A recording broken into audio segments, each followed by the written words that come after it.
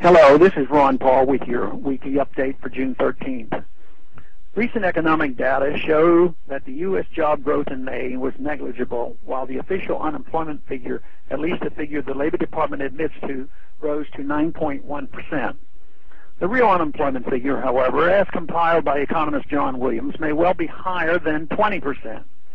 It is clear the U.S. economy is in terrible shape, and that no amount of government spending or Federal Reserve quantitative easing can reduce unemployment, increase real productivity, or address our debt fiasco. U.S. jobs and productivity are dependent on the accumulation of private capital to finance existing businesses or fund new entrepreneurial activity. Private capital, whether accumulated by profitable U.S. businesses, invested by private equity and venture capital funds, or attracted from abroad, is the key to economic growth and new jobs. But we cannot create jobs if we demonize profits, punish risk-taking capitalists, and stay hostile to foreign investments. The steps to encouraging capital investments and creating new jobs in America are simple, though not easy. First and foremost, we must create a sound U.S. currency backed by gold or some other commodity respected by the market.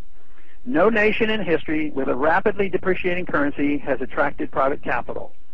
Unless we prohibit the Federal Reserve from creating money and credit out of thin air, we cannot restore the U.S. economy.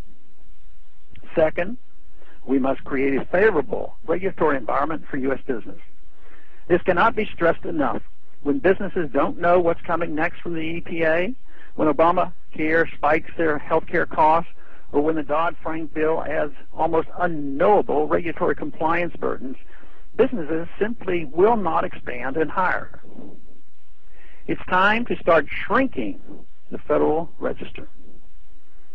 Third, we must stop spending trillions of dollars overseas on foreign wars. There is no point in debating a foreign policy we cannot afford. It no longer matters what neoconservatives want. Our interventionist foreign policy is financed on credit, and our credit limit has been reached. Our economy would be infinitely better off if those trillions of dollars had never been removed from the private economy or added to our debt. Finally, we must completely revamp the U.S. tax system and move to a territorial model that does not tax foreign source income. U.S. corporations are sitting on more than $1 trillion in foreign earnings that cannot be repatriated to the U.S. because of taxes. We need to stop taxing unpatriated funds to bring those earnings home. Better yet, we need to abolish the income tax altogether.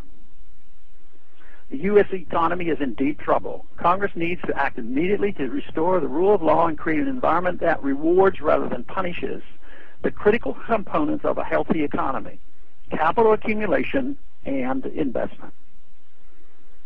Thanks for calling this update.